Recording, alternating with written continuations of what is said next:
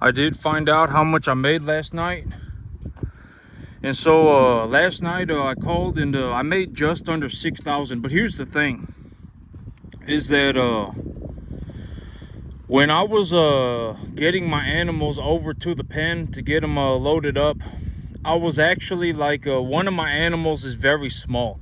Honest to God, I was thinking about it. I was like, maybe I should only take 4 animals to market today instead of 5. I got one animal that's real small. If you watch my videos from a couple of days ago and you see me picking out my animals to see which ones I'm going to be taking to market, you'll actually find that I was having difficulties finding the 5th animal. I was like, these are 2, that's 2, and then the 5th animal is somewhere in here somewhere. And the reason I was having such a difficulty finding the 5th animal was because the 5th animal was small. I wouldn't be surprised if the 5th animal hit the scale at about 450. And so yesterday when I was loading up my animals, I was actually thinking, oh, this one's kind of small. Maybe I should only take 4 animals to market today instead of 5.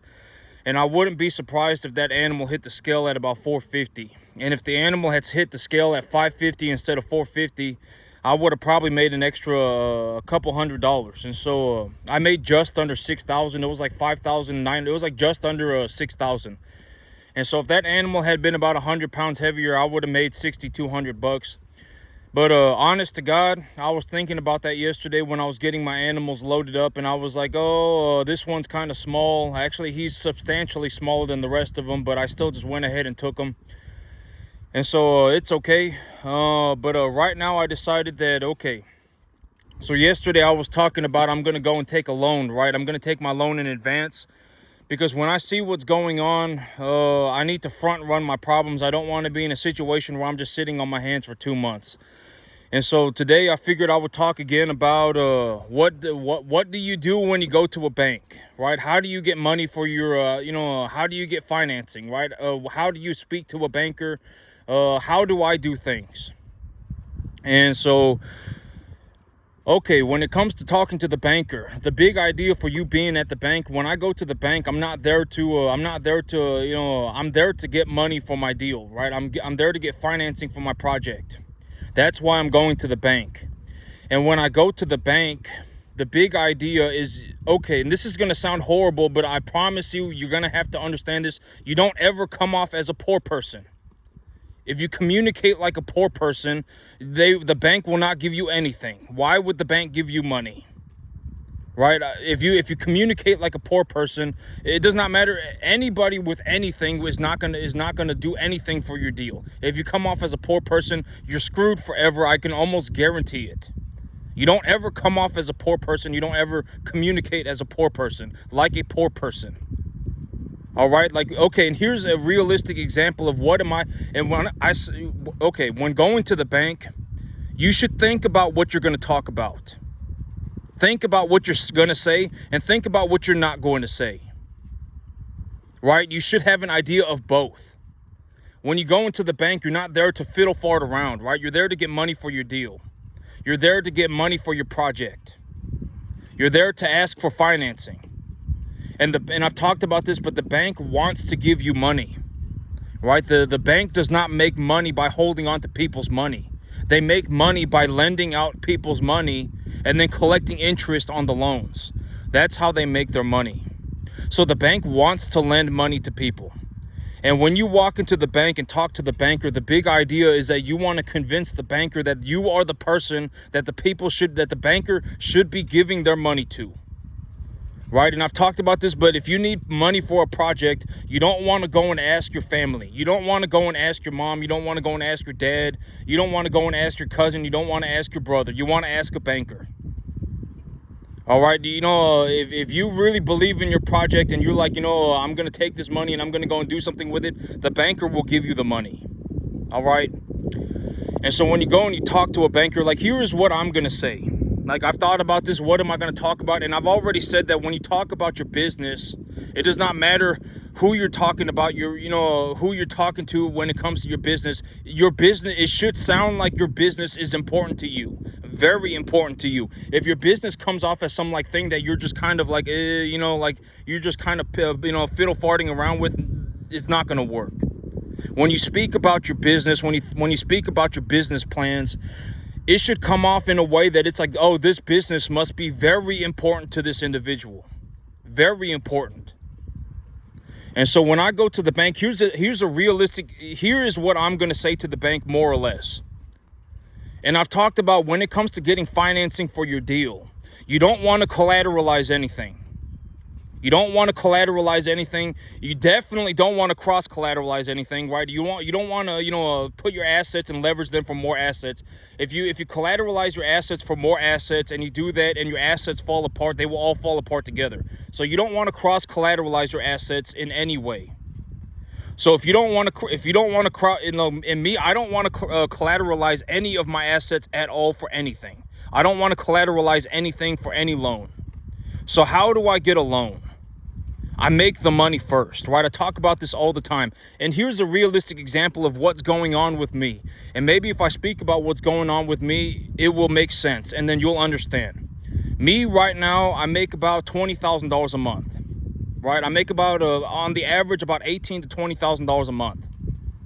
So when I go into the bank, my conversation with the banker is going to be, hello, banker. Essentially, this is going to be the conversation. I make $20,000 a month. I live on about 25% of what I make.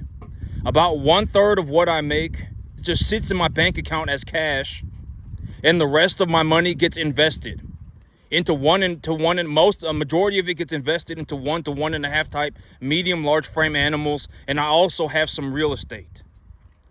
That's essentially what the conversation is going to be. I've already made the money. I make $20,000 a month. I live on $5,000. About $15,000 a month is what I have in terms of just free cash flow. I can do whatever I want with it. That's essentially going to be the conversation. About $8,000 of that $15,000 just sits in my bank account as cash. So take a look at my finances, and I would like a loan. That's essentially the conversation. You want to make the money first and then leverage the cash flow. If you do that, if you leverage your cash flow, if you make the money first and then leverage your cash flow, you're not collateralized for anything. That's the big idea. You don't want to collateralize your assets for more assets. It's not a good idea, right? And so that's essentially what I'm going to do when I go to the bank. That's going to be how I communicate to the banker. Right? Don't come off as a poor person. Why would I sit at the bank and tell the banker that it hasn't rained in a month and a half? I'm not going to sit there and be like, oh my God, it hasn't rained in a month and a half. My grass isn't growing. Why would I talk to the banker about that? Right? That's something that I'm not going to say. So what am I going to say when I go to the bank? I've made the money already. Here is the money. Here is proof of the money. You can take a look at my account. Leverage this money for me. Give me a loan because I make this money. That's essentially the conversation, right? This farm makes me about $15,000 a month. Here is the proof. Here are my checks. Here is the account. You can take a look at the numbers yourself, right? About 1/3 of I live on about 25% of what I make. About 1/3 of what I make just sits in a bank account as cash. The rest of the money gets invested into my various investments. I have a tractor, I have land, I have cattle. Number 1 to 1.5 type medium large frame animals. And when you take a look at my finances, I would like a loan for how much money would, and then I tell them how much I want. That's the big idea. You want to leverage your cash flow. And if you leverage your cash flow, you're not collateralized for anything. That's the big idea, right? And then if you have various LLCs, if you have this LLC and that LLC, and you have this LLC and you have that LLC, and you have certain assets tied to certain LLCs and certain assets tied to other LLCs, legally it becomes almost impossible for the bank, for anybody. If you should run it, I'm not saying that you should not go into, if you think that you're going to run into massive problems or whatever, you should reconsider what you're doing from the very beginning. But if you have various LLCs and you have different assets tied to different LLCs, and you're not cross collateralized, you're not collateralized for any of your assets, it becomes very difficult for any sort of legal system to take away your assets in case of something horrible happens. And I've said that in terms of that, if you have nothing to lose, it's like a superpower, right? You have nothing to lose, right? I mean, you actually probably stand more to lose if you don't do it than if you do it. And so that's the big idea. I'm going to be talking to the banker here soon, maybe within about the next week. And that's essentially what I'm going to say. And speak the truth, right? I mean, tell the banker the truth. I mean, because the banker's going to look at all your stuff anyway. You can't lie to the banker, right? They're going to look at your numbers.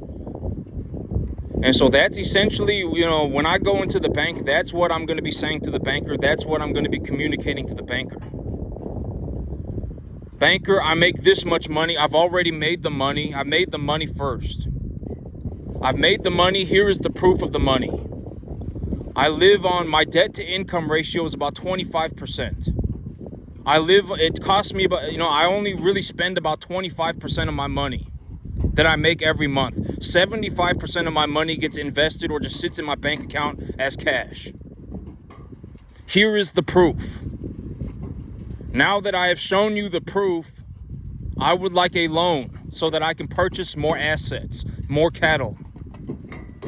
That's essentially the big idea. That's what I'm going to be speaking to the banker about. When I go into the bank, that's what I'm going to say. Right? And that's essentially how you want to do, from what I have seen, that is the most realistic way to, that's like the best, from what I have personally seen as of right now, I'm not going to say that's the best way. That is how I do things. I make the money first. I show the banker the money, and then I ask them to give me a loan from the money that I make. Right? That's the big idea. And you can do this with anything. It's not just cattle, right? I've talked about this. You should probably not be running cattle. Most people should not be running cattle. All right? Like when you take a look at this farm might be one of the most, if not the most successful farm like on the entire planet. I don't know anybody that's even gotten to the 10% mark. You're not going to make it here. I would be willing to bet money. For anybody to actually make it here, it would take so long. I mean, and the amount of effort that you would have to put in, most people would quit. I would be willing to bet money. And here's a way to think about it.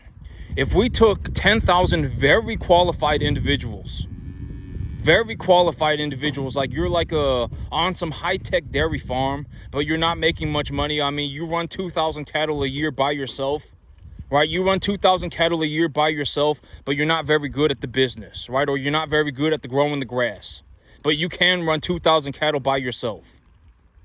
Then if we took those individuals, right? Like me, before I got here, I was a world-class crop man.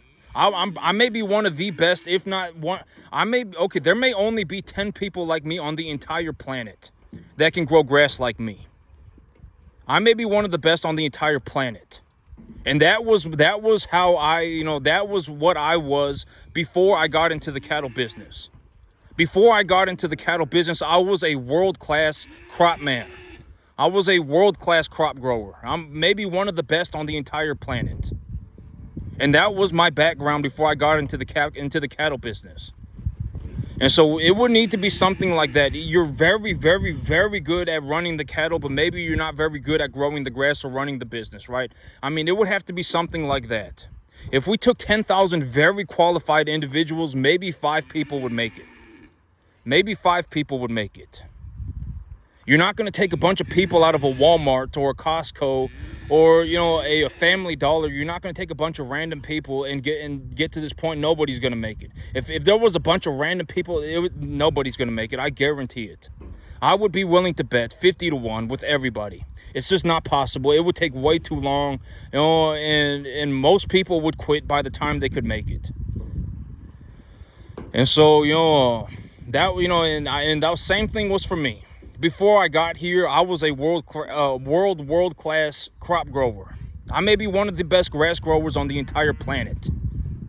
There might only be 5 to 10 people on the entire planet that can grow grass like me. And that was me before I got to the cattle business. And so, unless you're in some situation like that, you're not going to make it. I would be willing to bet money 50 to 1 with everybody. It's not possible. And if you think that you can make it, then prove me wrong. Right? But I would be willing to bet. It's not going to happen. You're not going to take a bunch of people, random people out of like a Costco, out of a Walmart, out of a Family Dollar and teach them to farm at this level. It's just not going to happen. This might be the most successful farm on the entire planet. I don't know anybody that's even gotten to the 10% mark. And so, take a look at it for what it is. You're not going to take a bunch of random people, put them together and teach them to farm at this level. It's just not going to happen. And so, but when I talk about these things and when I talk about like, what do you do when you go to the bank and how do you talk to a banker? How do you work through a deal? How do you solve all these different various obstacles that you're going to encounter? I'm not talking about just the cattle business, right? I'm talking about everything in terms of a broader concept. It's not just cattle. You can do this in commercial real estate. You can do this in residential real estate. You can do this in business acquisition. You could do this on the stock market. You could do this in retail service. You could do this anywhere. It's all the same thing. Everybody's doing the exact same thing. Everybody's just doing it in different aspects of the market. Like if you can buy something tomorrow that gives you that pays you $5,000 a month and you pay $4,000 a month for it. And if you lowball yourself and things go horribly wrong, then you go negative $1,500 or whatever, negative $2,000, then it doesn't matter, right? And this is also what I mean by once you start bringing home about $8,000 a month, you can essentially do anything that you want within a reasonable degree. Once you start bringing home $8,000 a month, you can essentially do anything. You don't need to be a cattleman to make $8,000 a month. You're probably not going to be able to do it running cattle. I'm the only one that I know, right hand to heaven. If I put my hand on the Bible, I'm the only one that made it in the cattle business to this degree. I don't know anybody that's even gotten to the 10% mark. And this cattle business, it makes me close to, on the average, maybe about, because here's the thing. I bring home about $7,000 cash, but I also have my cattle. And my cattle have an appraisal value to them as well, right? So once I've paid off all of my debt for my cattle, I still have the cattle. I still have cattle and I have the money that's being produced as well. This 10-acre farm might produce me close to about $140,000 a year. And I don't know anybody that's even gotten to $14,000 a year on a 10.5-acre farm. I don't know anybody that's even gotten to the 10% mark. And I make almost $140,000 a year on a 10.5-acre field. This might be one of the most, if not the most successful cattle farm on the entire planet. And, I don't know anybody that's even gotten to the 10% mark. Nobody's going to make it. I would be willing to bet 50 to 1. If you were a very qualified individual, then maybe you stand a chance. Like me, a good example of this was me before I got here on this field. I was a world-class crop man. I was maybe one of the best on the entire planet at growing crop. I was very good at it. Maybe one of the best on the entire planet. And that was my background before I got into the cattle business. So if it's not like that, if you're not like a world-class cattleman, then you're not going to be able to learn how to grow the grass. If you're not like a world-class crop man, you're not going to be able to learn how to run the cattle business. I would be willing to bet 50 to 1. You would need to have a very, very, very, very well-qualified background to make it. Granted that you're not like 5 years old. If you're 5 or 10 years old, then sure, you can make it, right? Because I've already said that, and here's a way to think about it. I've talked about this, but there's a reason why people start going to school at 5 and not 15. Because if you started going to school at 15, it would be too late, right? You would already be screwed. There is no saving that individual at that point, right? If you're 5 and you're born with a 100 IQ, if you were born with 100 IQ and you're a baby, you can learn anything. You can learn anything. If you wanted to learn how to speak 5 languages and play 5 instruments, you can learn how to do it. If you wanted to learn how to be a world-class farmer, you can learn how to do it. I mean, if you're very young, then your brain is still like a sponge. You can learn how to do anything. I can almost guarantee that if you took a 5-year-old baby and had all of them learn how to essentially handle business, by the time they were 30, 98% of them could be a multimillionaire. I would be willing to bet 50 to 1 if you took a bunch of babies and you taught them essentially how to run business. Like, instead of, I mean, you can go to school too, right? You can go to school and you can learn your basic math and English and everything, but you also taught that child how to run a business, right? This is why you invest. This is how you think about investments. This is what you can do with your money. And this is, all these various things. If you taught a child how to do that 5 years old, and if you put a whole bunch of children, like 10,000 children in a room, and they all had 100 IQ, 9,990 of them, like 98% of them could be a multimillionaire by the time they were 30. Would be a multimillionaire by the time they were 30. They wouldn't go through these life or death struggles, right? I call it the life or death struggle for mediocrity, right? Almost everybody is in a situation where it's like, if you just did a half inch better, you would break free of everything that you ever knew, right? It's not impossibly difficult, right? And by the time you hit about $8,000 a month, you essentially have so much money that you can do whatever you want to a reasonable degree, right? Granted that it's not like you're going to go and do drugs, or you're not going to go and like gamble. You're not going to, drink a bunch of alcohol. You're not going to go and get divorced 5 times. Granted that it's not something like that. I mean, you can essentially do anything that you want once you start bringing home about $8,000 a month. And I've already talked about this too, but the big idea is that, okay, and think about it this way. I've always said that in terms of money, 99.9998% of the time, it's better to just think about money. Forget whatever it is that you're doing and just start thinking about making money. Whatever it is, just forget about it. Don't even consider doing it anymore. Just go and think about making money. You want to sit on your rear end for the entire day? Don't do that. Go and make money. Right? You want to whatever. You want to go and whatever, right? You want to go and, take a nap? Don't do that. Go and make money, right? I mean, you want to whatever it is, go and just think about making money. 99.9998% of the time, you're better off just thinking about making money. And I'm not saying sell your soul for money, right? I said that there are things that are more important than money, but money is more important than almost anything. I'm not saying go and sell your soul, right? I'm not saying go and do, I'm saying just, most of the time you're better off just thinking about making money. Thinking about, come up with a plan, right? I mean, instead of just sitting there watching your Netflix show, think about a plan. How can I make myself some more money? Right? Could I buy myself a rental property?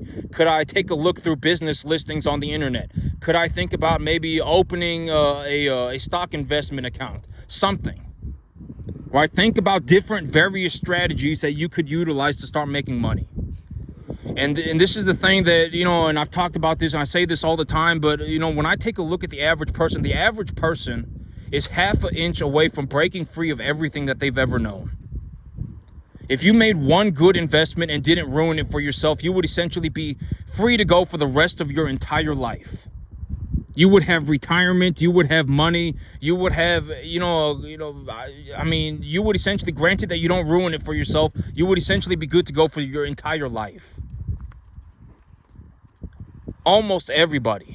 And it's not hard, right? I mean, there are various ways that you can do it. Get a better job, right? Get a better job with a better salary, with better benefits. Invest the money that you got from the better job. Don't go and just spend all of it. If you got a car that you can't afford, then why do you have that car? If you bought something that, don't go around. And I've already said you don't want to be in a situation where you're putting consumer debt on credit, right? You don't want to be putting consumer debt on credit. I mean, that's a horrible idea. You'll lose all your money. And so essentially, and I've talked about the big idea of the $8,000, is like, if you made $8,000 a month, if that was your take-home pay, and you lived on half of it and invested the other half, and let's say you invested $4,000 and you lived on $4,000, and the thing that you invested $4,000 into, when things go well, would actually give you $5,000 a month back. So you put $4,000 into it and you got $5,000 back. And if you lowballed yourself and things went horribly, you would get $2,500 back. And even if you got $2,500 back out of your $4,000, you still have $6,500 a month. That's the big idea, right? I've talked about the idea of investing is that when you invest, you're not spending money. That's the big idea, right? So what is investing? You should be able to answer that question by yourself already. When you invest into something, you're trading your money for something that is equally as valuable as the investment, as the money itself. And if you want to become a high-level investor, the big idea is that now is what you're looking to do is appreciate the value, you're looking to appreciate the asset profitably. And a good way to look at this is like rental property. If you buy a piece of rental property and let's say it pays you $5,000 a month and you pay $4,000 a month for it, and you take a look at the rental property and you say, oh, this building is 30 years old and it's being held by an investment firm that has held onto this building for the last 27 years, right? And then this investment firm has not raised rates or has not raised rents on any of the, they have not raised rents for 5 years.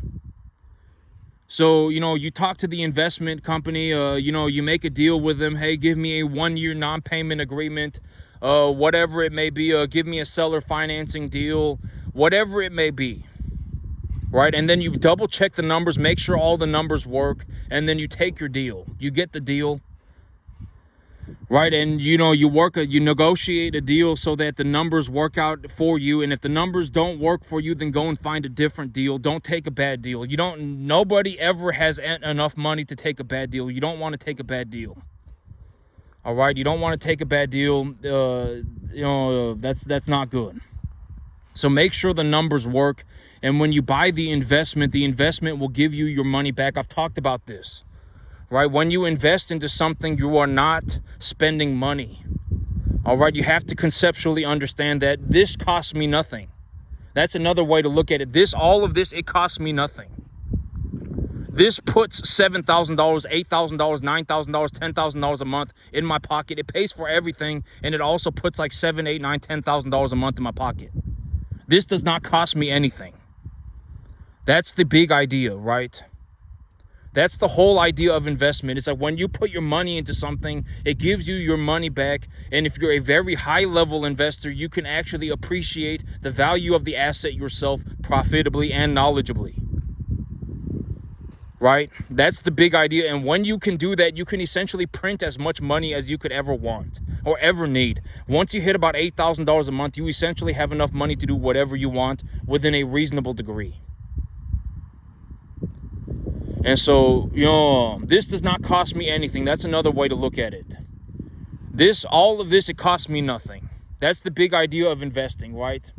I appreciate the value of the assets profitably. And when I do that, the appreciation value of the assets negates all of my expenses, and it also puts money in my pocket. That's the big idea. And so that's how you should conceptualize investing. Maybe you go and you buy a rental property and you pay $4,000 a month for it, but it gives you $5,000 back. Then that's a good investment, right? That's a very good investment. Even if you lowballed yourself, you would still make $2,500 back. That's a good investment, right? You can raise the rents on the property next year. Right? If you raise the rents on the property next year, you've increased your cash flow and whatever, right? And when you increase the cash flow of a rental property, you've now increased the value of the asset itself as well. So you've appreciated the value of the asset profitably. That's that's another way to look at it instead of just the cattle business. If we're going to talk about like rental real estate. You can do this with anything. Chances are you're not going to be able to do it with cattle. And here's the thing. If I met somebody that could actually be a cattleman, I would know within 30 seconds of talking to that individual. I would know, right? I mean, to a reasonable degree, I would know, right? I mean, and if you're not starting off from a very qualified background, you're not going to be able to make it. You're not going to be able to take a normal person, an average person, a Walmart person, a Costco person, and turn them into like the greatest farmer that the world has ever seen. You won't be able to do it. Granted that you're not like 5 or 10. If you're 5 or 10, you can do it, right? But if you're 15, 20, it's too late. You won't be able to do it. I mean, you would have to come from a very, very, very, very solid background. Like you were a world-class cattleman, but you did not really understand how to run the business. You were a world-class businessman, but you did not know how to run, you did not know how to grow the grass. Something like that. Could you learn how to do everything at the same? No, I mean, unless your level of commitment was like you were going to drop everything that you're doing, not get paid for the next 15 years, live in a room with 9 dudes, and the only thing that you ever did 24 hours a day for the next 15 years of your life was learn how to farm. You're not, if that's not your level of commitment, you won't make it. I would be willing to bet, I mean, you know, I would be willing to bet 50 to 1. This might be the most successful farm on the entire planet. I don't know anybody that's even doing 10%. I make almost $140,000 a year on a 10.5 acre field, running commercial cattle. And so, I mean, we just got to take a look at it for what it is. And, you know, and if someone, like if I met somebody who could actually be a cattleman, I would know, right? I mean, I would know within 30 seconds of talking to the individual. Right? Within a reasonable degree, I would say with like 99.8% accuracy. You know, if you proved me wrong, I've talked about this, but if you proved me, if I said you couldn't make it and you made it, I would shake your hand. I mean, I would be very happy for you. But I mean, I'm not going to go out of my way to save people. Right? I mean, nobody's, I mean, I can almost guarantee nobody's going to make it. I don't go around saving people. That's not what I do. It's a waste of my time. I would rather just work on my own 1,000 acres than go into whatever it may be, right? I don't save people. You know, people cannot be saved. After a certain point, the damage has been done. I would be willing to bet money.